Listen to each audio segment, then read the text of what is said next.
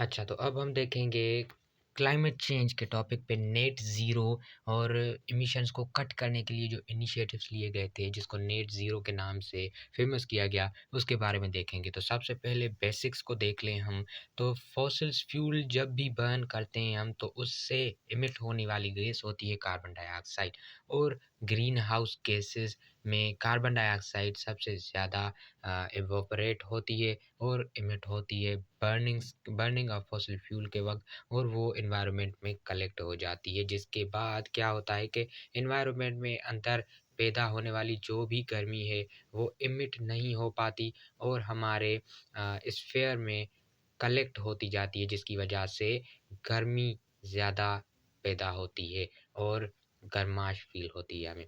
तो this is the green house effect and green house gases में carbon dioxide plays its major role. और अब हम देखेंगे कि किस तरह से नेट ज़ीरो के टारगेट को अचीव किया जा सकता है, कौन से लूप होल्स हैं और कौन से वो कॉनन्ड्रम्स हैं जिनकी वजह से मुश्किलात पेश आती है कार्बन डाइऑक्साइड को रिसाइकिल करने में। सो सबसे पहले वाइटल स्टेप्स और एसेंशियल्स जो लिए गए नेट ज़ीरो को अचीव करने के लिए, वो थी कोपेनहेगन क्लाइमेट कॉन्फ्रेंस 2009 में, जब साइंटिस्ट ने ऑब्जर्व किया कि नेट ज़ीरो अचीव करना तो बहुत मुश्किल है, because for this majority of जो मेजर एमिटर्स हैं कार्बन डाइऑक्साइड के कंट्रीज़, जिसमें आ गई इंडिया और चाइना और द यूएसए, ये कंट्रीज़ जो मेजर कंट्रीब्यूटर हैं कार्बन डाइऑक्साइड के एमिशन के लिए। ये कंट्रीज़ पोल्यूट करते हैं एनवायरनमेंट को और इनको इन ग्रीन हाउस गैसेस के एमिशंस को कट करना होगा, ताकि नेट ज़ीरो टारगेट अचीव किया जाए। अब ये टारगेट एक तो मुश्किल है, it is hard to achieve, because majority of countries एक दूसरे के साथ कॉम्पिटिशन में होते हैं और वो इस चीज़ पे राज़ी नहीं होते, एग्री नहीं होते कि वो अपने इंडस्ट्रीज़ को बंद कर दें या इंडस्ट्रीज़ के एमिशंस को कम कर दें, जिसकी वजह से उनकी प्रोडक्टिविटी कम होगी और ज़ाहिर-सी बात है प्रोडक्टिविटी कम होगी तो उनकी इकोनॉमी भी कम होगी और ग्रोथ भी कम होगी उस कंट्री की, जिसकी वजह से एक कॉम्पिटिशन आ जाता है। हर एक कंट्री दूसरे पे ब्लेम करता है कि अगर मैं कम कर दूँगा एमिशंस को, तो वो कंट्री मुझे सरपास कर देगा और मेरे कंट्री से ज़्यादा आगे निकल जाएगा। That's why this tussle is creating problem for net zero initiatives। Carbon capture technology है, जिसमें कार्बन डाइऑक्साइड को एनवायरनमेंट से सक किया जाता है और उसको ज़मीन के सॉइल में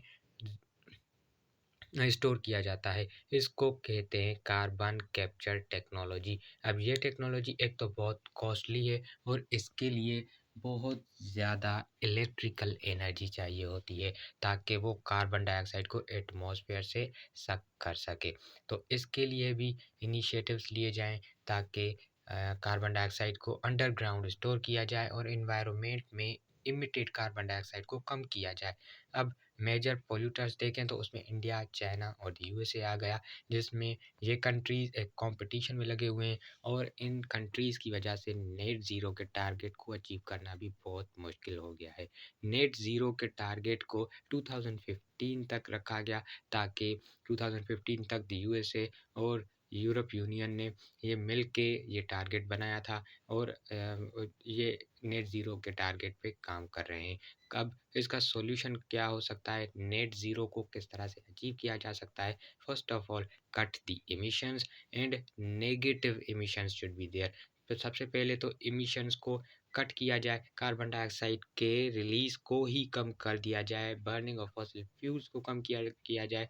इंडस्ट्रीज़ में जो कार्बन डाइऑक्साइड या जो फॉसिल फ्यूल्स या जो ऑयल को बर्न करके इंडस्ट्रीज़ को रन किया जाता है, उसको कम किया जाए या फिर नेगेटिव एमिशन की जाए, मीन्स कार्बन कैप्चर टेक्नोलॉजी को यूज़ करके हम कार्बन डाइऑक्साइड को कम कर सकते हैं एनवायरनमेंट में से। तो यही सॉल्यूशन हो सकता है कार्बन डाइऑक्साइड को कम करने में और अर्थ को हेल्थी बनाने में। वरना अगर ग्लोबल वार्मिंग हो जाएगी तो उसके बहुत ही ज़्यादा कंसिक्वेंसेस हैं, जिनमें सबसे पहले तो हीट वेव्स होंगी और गर्मी की वजह से ग्लेशियर्स मेल्ट होंगे। पाकिस्तान के लिए बहुत ज़्यादा प्रॉब्लम्स हो सकता है, बिकॉज़ पाकिस्तान का agriculture majority of in glaciers के वाटर पे बेस करता है। अगर ये ग्लेशियर्स मेल्ट हो जाएँगे तो पाकिस्तान की एग्रीकल्चर कम हो जाएगी और प्रोडक्टिविटी कम होने की वजह से फूड क्राइसिस आ जाएँगे पाकिस्तान में। और फिर ग्लेशियर्स के मेल्ट होने की वजह से सी लेवल राइज़ होगा, जिसकी वजह से फ्लड्स होंगे और फ्लड्स की वजह से बहुत ज़्यादा इंस्टेबिलिटी हो जाती है कंट्री में।